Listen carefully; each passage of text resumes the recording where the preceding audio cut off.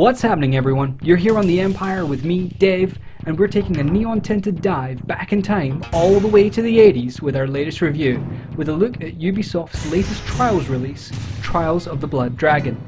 Now, you may have heard of the Blood Dragon name before from Ubisoft. It was previously used in their homage to the 80s action flicks in their first-person shooter, Far Cry 3, Blood Dragon, and it automatically designates this game as a thoroughly tongue-in-cheek, over-the-top, stereotype-tastic tip of the hat to a decade associated with neon lights, pastel suits, and all of the synth music you can stomach. So, what does a Trials game in the same vein look like? Different. Very, very different. I was always under the impression that the initial Trials games were little more than a high-speed platformer, utilising motorbikes instead of running or jumping from ledge to ledge. As you progressed through the game, the courses got wilder and wilder, but the constant that you had was that there was always a motorbike upon which the game unfolded. Trials of the Blood Dragon almost immediately does away with this after the first level. You suddenly find yourself using several methods of traversing the environment, from running and jumping, to big-ass tank cars, rocket packs, and mine cars.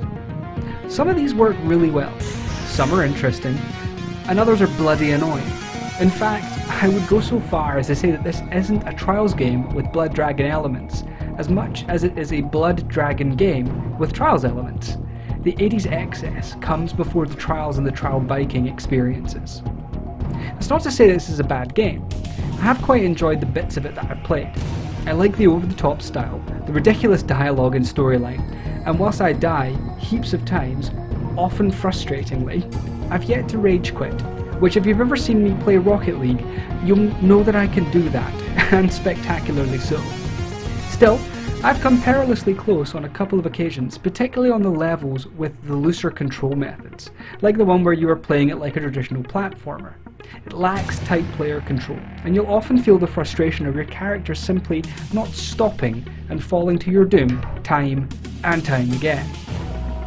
If you're going to go all perfectionist on this one, then you'll need to spend a considerable amount of time getting to grips with both the characters and their individual nuances, as well as the level design and layout. If, like me, you're just trying to churn through the silly but fun storyline and see what 80s-tasticness lies before you in each of the game's missions, you'll definitely spend a considerable amount of time swearing at the game. It's important to note that this is marketed as a Trials game. To me, it's more of a general platformer with a bunch of different methods of controlling how you get about the platforms.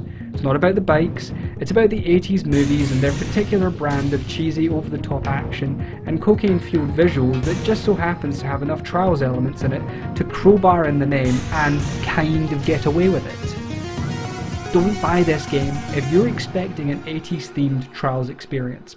You'll be disappointed if you do.